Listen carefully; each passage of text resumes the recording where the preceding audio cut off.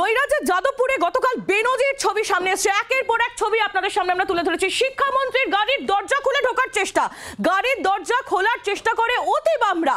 যাদবপুরের নৈরাজ্যের আরো এক ছবি, যে ছবি সকাল থেকে আপনাদের সামনে আমরা তুলে ধরছি, প্রকাশ্যে এসেছে। দেখুন সেই ছবি, শিক্ষামন্ত্রীর গাড়ি।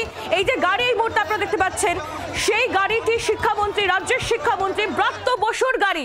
গতকাল যাদবপুর বিশ্ববিদ্যালয়ে তিনি যখন যান, সেই সময় তার গাড়ির দরজা খুলে ভেতরে ঢুকে যাওয়ার চেষ্টা করা হয়, আর এই চেষ্টা করে অতি বাম সংগঠনের ছাত্ররা।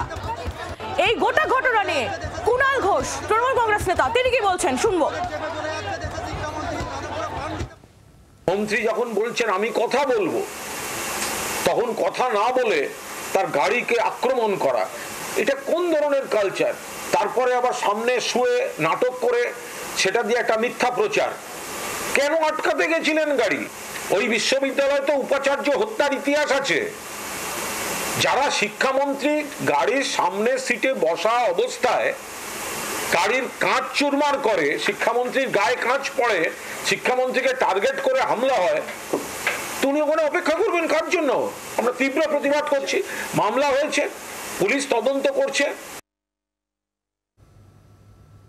রাজনৈতিক মহল থেকে উঠে আসছে একের পর প্রতিক্রিয়া। আমরা শুনছিলাম কুণাল ঘোষের বক্তব্য, এবার আপনাদের শোনাবো সিপিআইএম কেন্দ্রীয় কমিটির সদস্য সুজন চক্রবর্তী, তিনি কি বলছেন এই বিষয় নিয়ে শুনুন।